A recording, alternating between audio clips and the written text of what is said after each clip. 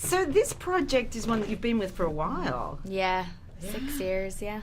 So how did that change from what age were you when you first were offered this role to...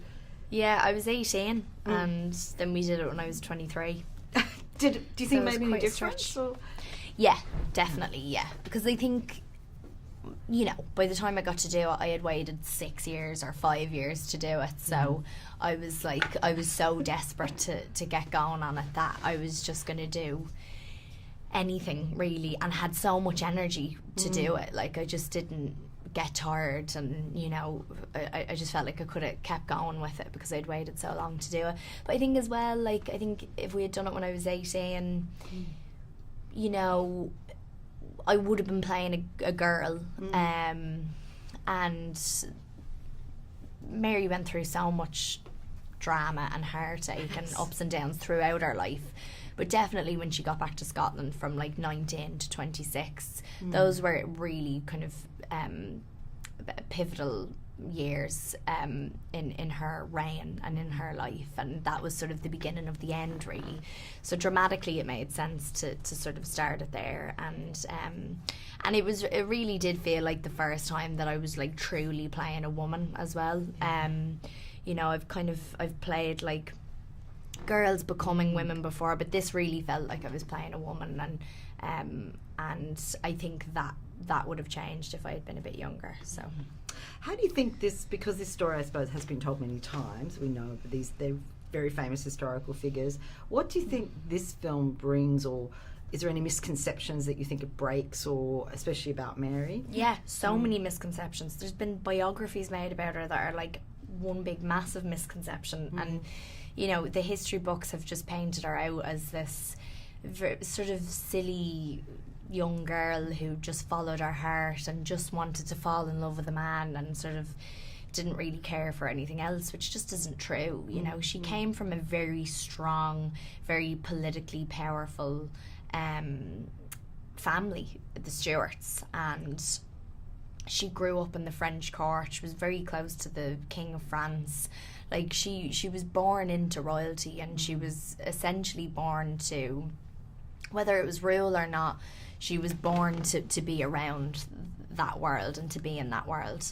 And basically, because of William Cecil, basically Elizabeth's right-hand man, she was painted out this way, and that's not who she was at all. Fake news. Yeah, totally fake news for hundreds of years. Isn't that interesting? And and so being able to, you know, Mary has appeared in like the Elizabeth films with Kate and things like that, but, you know, there hasn't been a definitive Mary Queen of Scots story. There was one made in the 60s with Vanessa and stuff, but we needed to tell her real story because it hadn't really been told. So it hadn't been told at all. So it was very exciting to be a part of that. And of course, Margot Robbie plays Elizabeth. Now, actually, it's interesting because how do you describe the relationship, and also how did you work as actresses together? Because you really don't have scenes together except towards the end. The end, yeah. Well, we both agreed from the beginning that it would be better for us to stay apart. So we didn't rehearse together. We rehearsed our one scene like right before we started shooting, but we didn't really spend a lot of time together. She went off and did her thing with the English court, and I did my stuff with the Scottish court, and I didn't know what she was going to look like. I didn't know what she was going to wear, nothing, and vice versa, because I had heard about actors doing it before where they stayed apart, and never kind of thought it was something I'd want to do, but I felt with this it would have been like a fun experiment to try, and so we stayed apart up until the very moment that you see on screen where I pulled the sheet down and we see each other for the first time, and that was the first time we saw each other. It was while we were shooting that part of the scene. So we rehearsed everything up to it, we shot everything up to that moment. And then they had 2 cameras rolling on us simultaneously, and we shot our reaction basically to Saoirse and Margot seeing each other and kind of going, "Oh my God, that's what you look like! That's mad!" So yeah. Wow. So after that, you could go out and have a beer? We Because oh you God, could I wish. finally Well, meet no, it was her. We have done since, but like it was her last day, and it was my first day. Oh my God. So that scene connected this experience for her and the one that I was just about to have.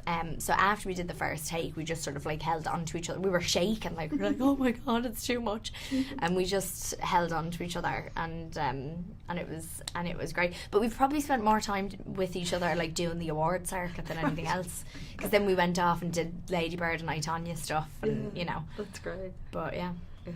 And how do you, I mean, it's interesting to see this story in the light of, I guess, more updated gender politics and that. I mean, it was what I found really interesting is how men really were trying to control them all the time. So they had quite a battle, didn't they, to maintain their power? They really did, yeah. It was never made easy, and they were never just allowed to. They were never allowed to enjoy their power either. You know, in the way that male rulers would have been back then. I mean, they were sort of able to do whatever they wanted, and you even see with the man that Mary marries, Darnley, as soon as he gets a little bit of power, he does whatever he wants, and they let him away with it, and they sort of support him and not her.